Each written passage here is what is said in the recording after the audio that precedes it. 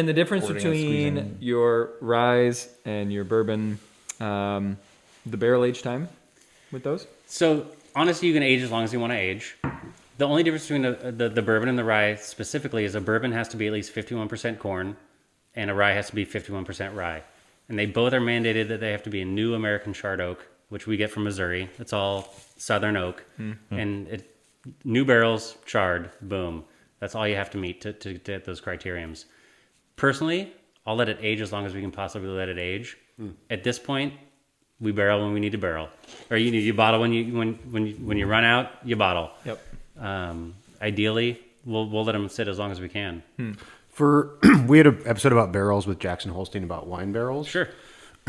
So coming from Missouri, is that because the wood? There's a forest in Missouri, kind of like the forest in France, or is that just where the industry is and it's kind of been? No, that way for it a is long good time? wood. Okay. Southern oak is That's a what she lighter said. grain, so the Oregon white oak is a tighter grain. Okay.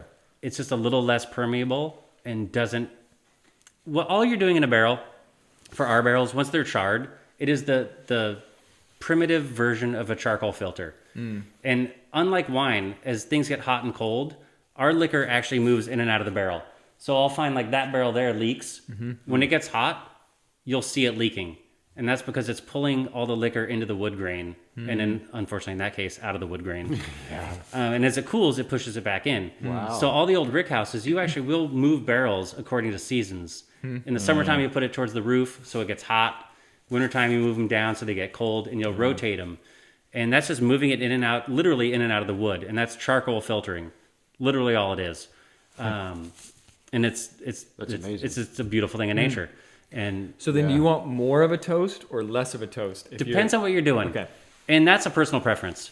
We kind of, so they go in five toasts, usually 1 through 5.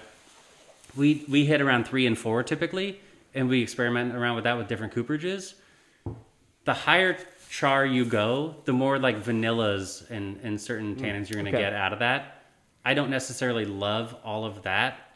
I like to let the liquor, I like it to be a little more subtle. I don't Right. need it to be overly barrel impacted. Right. Much like winemakers some love a neutral barrel. Yeah, sounds Absolutely. familiar. Yep. A 3 is certainly not neutral. You're still going to get some of the characteristics of that. You'll still get some vanillas and some flavors, but Yeah, because your bourbon isn't like overly syrupy and vanilla, exactly. but it's gorgeous. Yeah. But it's not sort of that quintessential Southern bourbon. Yeah, that flavor sweet profile. molassesy thing that you It's get with Brown the- sugar. Yeah, totally. Also going to be a difference too. Small batch and large batch really does crazy. It's like I always explain to people, or try to equate it to people that have only ever had Budweiser and then have a craft beer. There's something about the small batch. You know, the big producers, they are so homogenized and they are really driven on having a continuum of flavor. So they cut so many corners out to not have different things introduced, Right. if that makes sense. So you don't get a lot of extra flavor. I'll find that we're actually more complex in certain areas, but not barrel driven.